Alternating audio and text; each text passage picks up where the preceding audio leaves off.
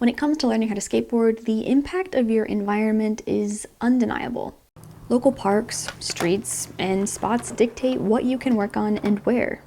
Whether your endeavors are welcomed by the general community or not, dictate whether people who pass by cheer you on or demand that you don't skate their tennis court. And then, of course, it's the local skaters who make the community what it is.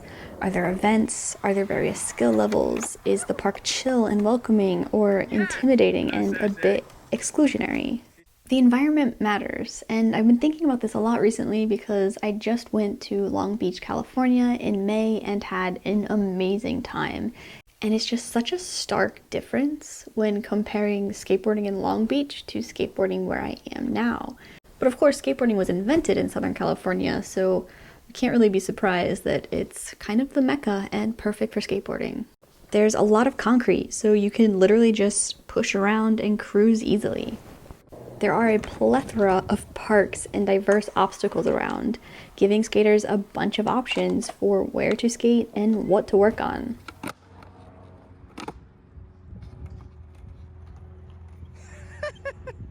I was able to skate with a bunch of skaters from diverse levels with trick bags that are completely different from mine, which is a game changer for learning a trick. For example, after Quentin completely crushed me in a game of skate, he also graciously taught me one of his go-to moves, a trick that I have seen him done a bunch of times. I always thought it was really cool, and I really wanted to learn it. He's a great teacher, and I got it very quickly, like so quickly that it surprised myself. And definitely, like, I could feel it in the trick. This would have taken me days, if not weeks or more, to land the first one, and just being with Quentin, him walking me through it, watching me do it, and critiquing in like a good way, I landed it like right away, and I was able to land it when I came home. So, like, those are things that obviously only happen when you're skating around other people with different backgrounds, different bags of tricks, different ways to skate, different levels. There's an opportunity to explore and grow together, which leads me to just all of the support.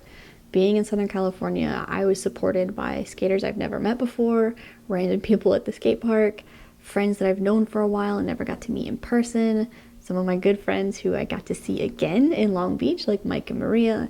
The community and the support system that is around you, if you can take advantage of it, is just incredible. And while I was in Long Beach, I also got to skate a bunch with Dan Corrigan, who very kindly and generously brought me around to a bunch of different spots and parks, despite the fact that he was injured himself and couldn't really skate. That was sick! But what really took me off guard while I was skating with Dan was the small stair sets. In like 2 or 3 tries, I ollied my first 2-stair. That was a good one. That was the one. And I do think Dan had a lot to do with that, because to me, he's someone that I trust when skating.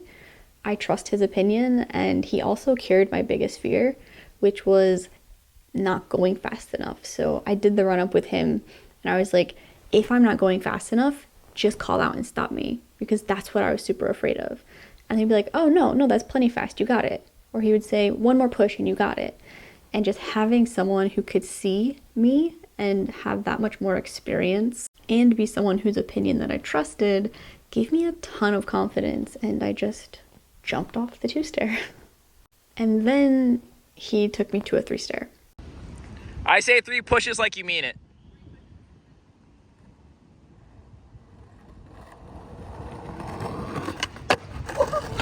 Oh, almost first go. Oh, yeah. That was plenty of speed. That was perfect.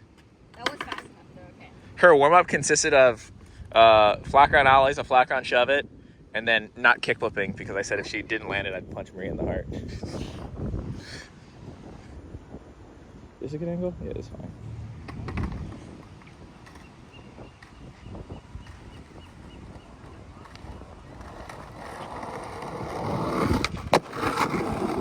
Oh, yeah.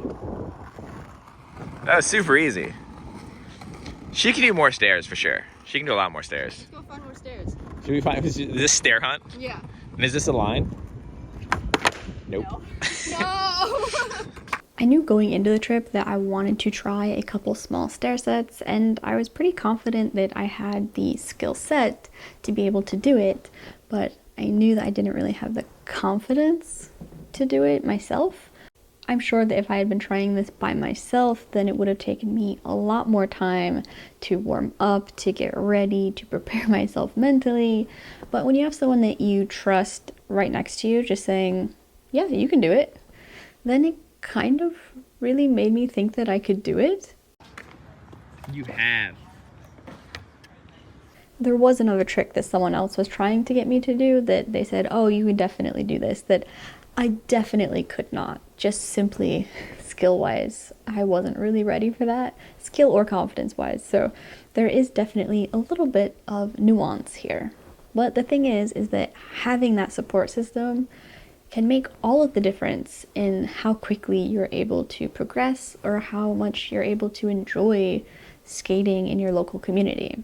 And it's in these moments when I feel both a little jealous of amazing skate scenes around the world and also wonder what I can do locally to support my own community. I might not be able to lay more concrete for pushing around the city, but there has to be something, big or small, that I can do, that I can become a part of. There might be aspects of my current environment that I am overlooking or underrating. And that's really where this video came from. I think it's super easy, and I've done this myself, to kind of fall into this, despair is not the right word, sadness is not the right word, disappointment is not the right word. I think it is jealousy, like this jealousy of other skate scenes around and wishing that I had those great long concrete paved walks around the beach that I could just skate up and down and practice pushing. Wishing I had lots of tennis courts and basketball courts and all kinds of concrete jungle funness that I could utilize, and having parks all over, having a big community. Of course, as a skater, I wish that I had those things, but I also want to be grateful for what I do have. I have a nice little local park with a couple obstacles that I'm finding ways to enjoy. I'm grateful for the covered pavilion that allows me to skate when it's raining or snowing. I want to be grateful, I want to skate with positivity, and if there's not a community around me, I want to look for ways that maybe I can build it or nurture it or just be there for when more people locally start skating. And until then, I hope you're having a good day. Oh, yeah. That was super easy.